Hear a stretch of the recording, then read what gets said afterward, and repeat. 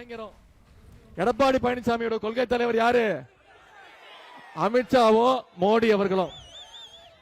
மீண்டும் திரு மோடியும் அமித்ஷாவையும் தமிழ்நாட்டுக்குள்ள நுழைய விடலாமா? நிச்சயம் தட்டாங்க. நம்முடைய தலைவர் அதான் தொடர்ந்து சொல்றாரு, வர்ற தேர்தல் டெல்லிக்கும் தமிழ்நாட்டுக்கும் நடக்கக்கூடிய தேர்தல். இன்னும் தமிழ்நாட்டுக்குள்ள பாசிச சக்தியை பாஜக சக்தியை நுழைய விடக்கூடாது. இன்னைக்கு மக்களை சந்திக்க ஆரம்பிச்சிருக்கிறோம், மக்களை போய் வாக்கு கேட்க ஆரம்பிச்சிருக்கோம். எந்த உரிமையில கேட்கிறோம்? தேர்தல் என்னென்ன செஞ்சு கொடுத்து தேர்தல் வாக்குறுதியா சொன்ன அத்தனை திட்டங்களையும் செஞ்சு கொடுத்திருக்கிறோம். முதல்ல ஆட்சி பொறுப்பேற்ற நம்முடைய தலைவர் முதலமைச்சரா பொறுப்பேற்று அவர் போட்ட முதல் கையெழுத்து மகளிர் உங்களுக்கான கையெழுத்து, விடியல் பயண திட்டம். இந்த விடியல் பயண திட்டத்தின் மூலம் ஒவ்வொரு மகளிரும் குறைந்தது 900 ரூபாய் வரைக்கும் மாசம் மாசம் சேமிச்சிருக்கிறாங்க. அதே மாதிரி குழந்தைங்க பள்ளிக்கூடத்திற்கு வரணும், படிக்கணும்னு 1ஆம் வகுப்புல இருந்து 5ஆம் வகுப்பு வரை படிக்கக்கூடிய அனைத்து குழந்தைகளுக்கும் முதலமைச்சர் காலை உணவு திட்டம்.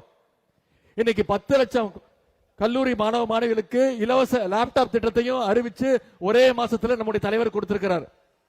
அதே மாதிரி பள்ளிக்கூடம் படிச்சா பார்த்தாது, காலேஜ் போய் படிக்கணும், உயர்கல்வி ரொம்ப முக்கியம்னு புதுமை பெண் திட்டம், தமிழ் புதல் திட்டம். அரசு பள்ளியில படிச்சு எந்த கல்லூரியில போய் சேர்ந்தாலும் அவங்களுக்கு மாசம் 1000 ரூபாய் கல்வி ஊக்கத்தொகையும் நம்முடைய அரசு கொடுத்திருக்கு.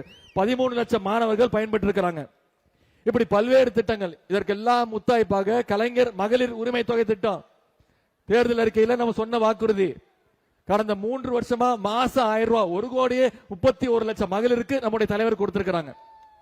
இந்த திட்டத்தை இந்த தேர்தலை காரணம் காட்டி 3 மாசம் நிப்பாட்டணும்னு அதிமுகவும் பாஜக கூட்டணியும் யோசிச்சாங்க, முயற்சி பண்ணாங்க. நம்முடைய தலைவர் என்ன பண்ணாரு? நான் 1000 ரூபாய் கொடுக்கறத நீங்க நிப்பாட்ட முயற்சிக்கிறீங்களா? இதோ கொடுக்கிற 5000 ரூபான்னு 5000 ரூபாய் 1,31,00,000 குடும்பங்களுக்கு நம்முடைய தலைவர் கொடுத்திருக்கிறார். அது மட்டும் இல்ல, இன்னொரு வாக்குறுதியும் கொடுத்திருக்கிறாரு. மீண்டும் நம்முடைய திராவிட மாடல் 2.2 ஆட்சி அமைஞ்ச உடனே மகளிர் உரிமை தொகை 1000 ரூபாயில இருந்து 2000 ரூபாய் உயர்த்தி கொடுப்பேன்னு தலைவர் வாக்குறுதி கொடுத்திருக்கிறார். நம்முடைய தலைவர் நிச்சயம் சொன்னா செஞ்சு காட்டுவார். இதையெல்லாம் மக்கள்கிட்ட கொண்டு போய் நீங்க எடுத்து வச்சு பேசுங்க. இப்படி பல திட்டங்களை செஞ்சதுனாலதான் இன்னைக்கு தமிழ்நாடு இந்தியாவிலேயே நம்பர் 1 ஸ்டேட், வளர்கின்ற மாநிலங்கள்ல 11.19% வளர்ச்சியோடு இன்னைக்கு நம்பர் 1 ஸ்டேட்டாக நம்முடைய தமிழ்நாடு வந்திருக்கு. இதற்கெல்லாம் ஒன்றிய அரசு பாஜக ஏதாவது நமக்கு துணை இருந்தாங்களா? நம்ம கேட்கிற நிதியை கொடுக்கறாங்களா? தமிழ்நாட்டுக்கு ஏதாவது திட்டத்தை கொண்டு வந்தாங்களா? ஒன்றிய அரசு போடுகின்ற பட்ஜெட்ல தமிழ்நாட்டுக்கு திட்டங்கள் ஒரு திட்டம் கூட கிடையாது. தமிழ்நாடுக்கு திட்டமும் இல்ல, தமிழ்நாடுங்கிற பேர் கூட பட்ஜெட்ல கிடையாது, ஒன்றிய அரசுடைய பட்ஜெட்ல கிடையாது. அப்படிப்பட்ட ஒன்றிய அரசை இன்னைக்கு அதிமுக அடிமை கூட்டம் தமிழ்நாட்டுக்குள்ள கொண்டு வருது. ஜாடிக்கு ஏத்த மூடின்னு சொல்லுவாங்க, அது மாதிரி இன்னைக்கு மோடிக்கு ஏத்த ஒரு அடிமையாக எடப்பாடி பழனிசாமி அவர்கள் இருக்கிறாங்க. நான் பலமுறை சொல்லி இருக்கிறேன், மீண்டும் சொல்றேன். நம்ம முரட்டு பக்தர்கள் பார்த்திருக்கிறோம், முரட்டு தொண்டர்கள் கேள்விப்பட்டிருக்கோம், பார்த்திருப்போம். இன்னைக்கு இந்தியாவே ஒரு முரட்டு அடிமையை எடப்பாடி பழனிசாமி அவர்கள் ரூபத்தில் பார்த்துக்கிட்டு இருக்கு.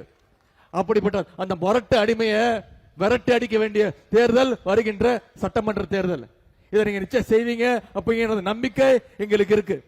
தமிழ்நாட்டை தொடர்ந்து ஒதுக்கி வருகின்ற பாஜகவை நாம தமிழ்நாடு ஒதுக்கி வைக்கணும், நிச்சயம் செய்வோமா? செஞ்சு காட்ட வேண்டும். அதே மாதிரி தமிழ்நாடு என்னைக்குமே டெல்லிக்கு அவுட் ஆஃப் கண்ட்ரோல் அப்படிங்கறத இந்த தேர்தலில் நாம ப்ரூவ் பண்ணி காட்டணும்.